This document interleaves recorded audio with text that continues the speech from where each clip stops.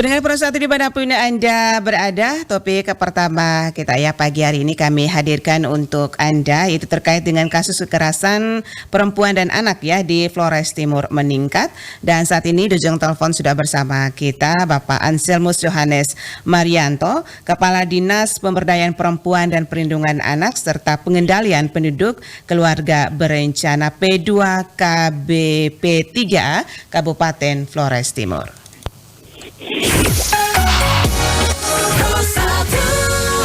Selamat pagi Pak Ansel. Selamat pagi Bu. Ya, terima kasih ya untuk pagi ini sudah bersama Pro 1 dari ND dan salam kompak untuk kita semua pagi hari ini ya Pak Ansel. Iya, sama-sama. Ini terkait dengan kasus kekerasan perempuan dan anak di Flores Timur ya? Iya Bu. Diberitakan terkait dengan media yang kami bacakan itu bahwa hingga saat ini ya per Desember itu meningkat begitu ya Pak Anselmus? Iya betul. Ya, bisa disampaikan kira-kira berapa kasus nih yang terdapat kekerasan ya kasus perempuan dan anak di Flores Timur hingga Desember 2023? Baik, terima kasih Bu. Selamat pagi juga. Selamat pagi untuk semua pendengar dimanapun berada. Jadi saya sebagai Kepala Dinas P2KBP3A Kabupaten Flores Timur atau Kepala Dinas Pengendalian Penduduk dan Keluarga Berencana Pemberdayaan Perempuan dan Perlindungan Anak. Memang berita yang berkaitan dengan korban kekerasan seksual di Flores Timur mencapai 27 anak. Kecamatan Narantuka paling tinggi.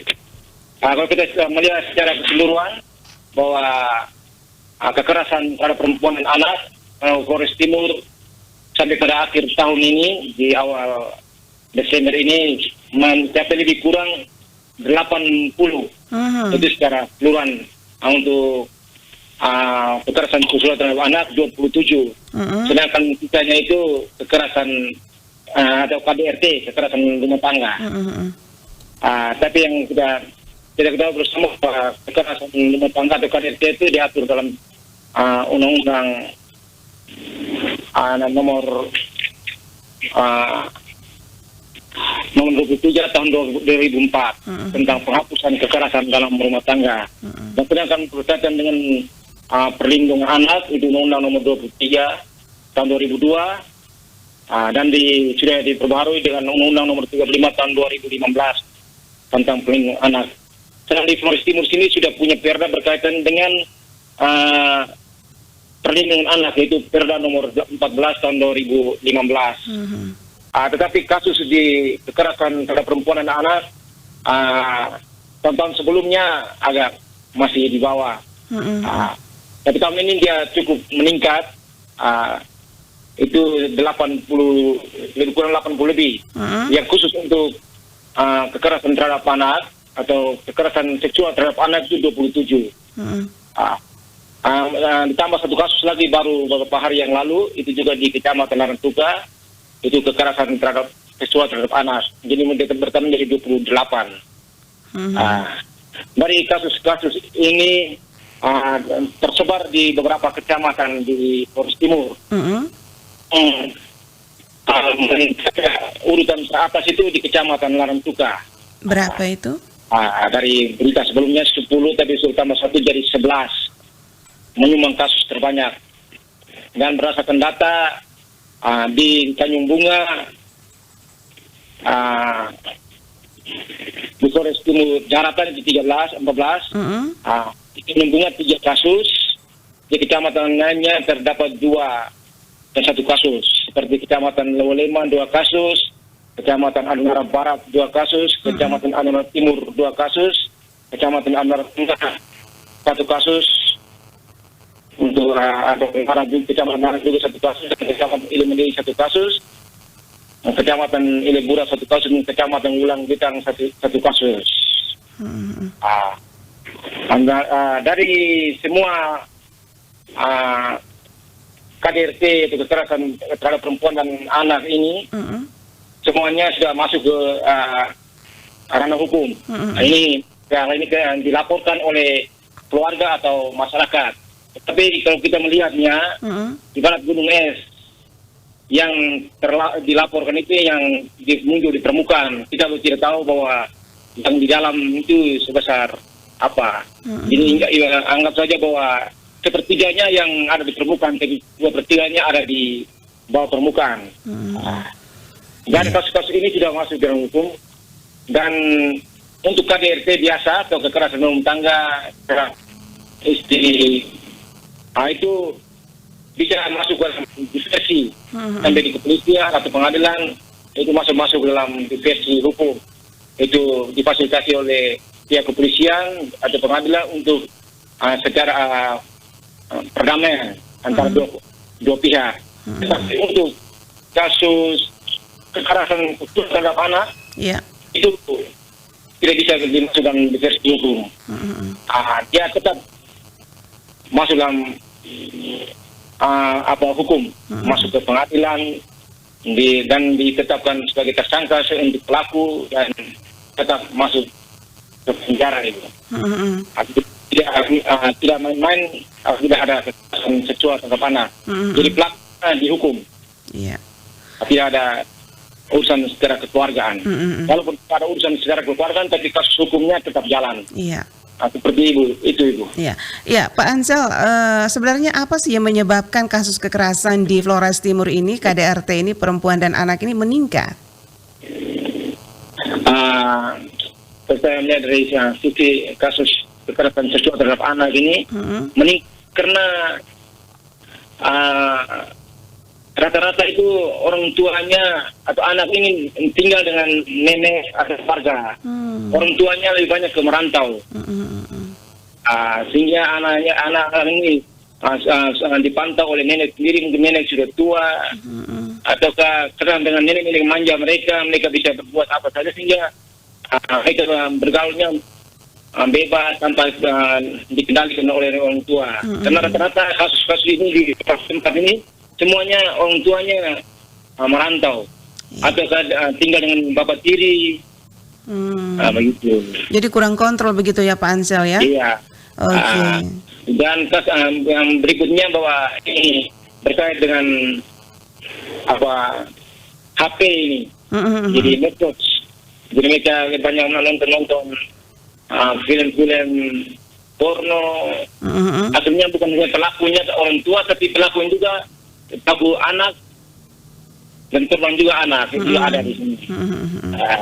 Iya, Pak Ansel, terkait dengan kasus-kasus ini yang ditangani oleh kepolisian ya, oleh dinas sendiri, bagaimana dengan pendampingan dari dinas P2 KBP3A sendiri, Pak? Oh ya, pernah kami kerjasama antara KPA perlindungan anak di kepolisian dengan dinas sosial, dengan kesehatan, instansi terkait lainnya. Kita bersama. Kita setelah mengetahui adanya kejadian, kita turun ke lapangan, kita bersama-sama dan bersama dinas sosial yang khusus dengan pekerja sosial di dinas sosial, kita melakukan identifikasi lapangan dan kita membawa anak itu untuk visum jangan dibiayai oleh pemerintah. Oke. Ya, Pak. Visum di pusat itu juga ada biayanya. Jadi kami yang pemerintah yang menanggung biaya visum dan makan minum dan transportasi korban. Oke. Dan ini dari dinas P2 KBP3A sendiri ini bagaimana cara atau strategi untuk menekan angka kasus KDRT ya, perempuan dan anak di Flores Timur? Seperti apa nih Pak Anselmus?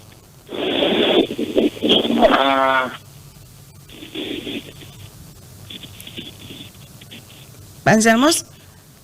Ya, sejauh ini yang sudah dilakukan oleh dinas P2 KBP3A ini untuk menekan angka kasus ya, angka kekerasan pada perempuan dan anak di Flores Timur ini seperti apa kira-kira strategi ke depannya? Jadi dari kami ada dua bidang pemberdayaan perempuan dan perlindungan anak itu punya program. Iya. Ini yang program itu dari PKBN atau dari Kementerian Pemberdayaan Perempuan dan Perlindungan Anak, yaitu namanya Puspaga. Puspaga. Puspaga itu adalah pusat pembelajaran keluarga yang itu artinya unit layanan preventif dan promotif sebagai tempat pembelajaran untuk meningkatkan kualitas kehidupan menuju keluarga sejahtera.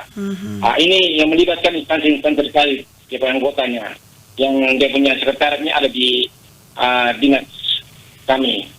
Jadi dan dinas sosial, dari kepolisian yang berurusan dengan kekerasan dan perlindungan anak, dari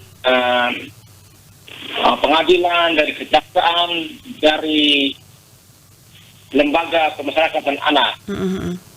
Tapi kami di Flores Timur belum ada lapas, yang adanya rumah tahanan. Maka Flores itu dia punya lapas, anaknya ada di Sumba Barat. Jadi kita berbagai pembentukan dan pertemuan jadi lapas, utusan dari lapas anak dari Sumba Barat juga hadir. Jadi kami membuat rencana untuk bagaimana di tahun anggaran tahun depan ini kita sudah mulai dengan kegiatan sosialisasi kepada masyarakat, pada anak-anak ada di sekolah, lainnya bahwa kami lebih banyak bertuju pada remaja-remaja, anak-anak SD, SMA. Jadi selain ada program PIK remaja yang dari BKKBN punya, jadi kami juga bisa masuk lewat di situ, lewat forum itu. Untuk mensosialisasikan kekerasan. Jadi kami sosialisasi juga kepada pemerintah desa. Jadi kami sudah mulai pengurusan Puspaga ini sudah ada, dan kami sudah bertemu beberapa kali untuk bagaimana memecahkan persoalan ini. Itu merupakan salah satu strategi ya Pak Anselmus ya? Iya. Dan harapan ya dari strategi-strategi yang akan disiapkan atau dilaksanakan nanti Dinas P2 KBP 3 ini apa ke depannya? Jadi strateginya bahwa kami jadi kesatuan dinas ini pengendalian penduduk, keluarga berencana, pemberdayaan perempuan dan perlindungan anak itu adalah satu kesatuan sebenarnya. Satu itu pengurus tentang keluarga, baik dan perlindungan anak dalam segi anak untuk stunting, dan juga anak itu setelah anak di atas 2 tahun atau balita, kita masuk pada itu yang ngurus itu di bidang perlindungan anak. Jadi tidak bagaimana supaya keluarga itu berkualitas. Semua aspek dari segi mulai dari anak di dalam mulai dari anak dalam kandungan, kita ikuti terus dengan program KB-nya, dan setelah itu anak sudah umur di atas 5 tahun, kita masuk dengan program dari pemberdayaan perempuan dan perlindungan anak. Jadi satu kali kita turun ke kegiatan itu, kita tidak seperti ego bidang gitu. Jadi kita jalan satu kali itu semuanya masuk, semua program masuk ya. Baik, terima kasih Pak Anselmus ya atas waktunya pagi hari ini bersama Pro 1 RRI ND. Mudah-mudahan ya harapan kita semua angka kasus kekerasan perempuan dan anak di Flores Timur ya turun ya, bahkan tidak ada begitu ya Pak Anselmus ya. Iya Ibu. Oke, baik, terima kasih, selamat pagi, salam sukses. Terima kasih Ibu, selamat pagi juga, salam sehat untuk kita semua. Pro 1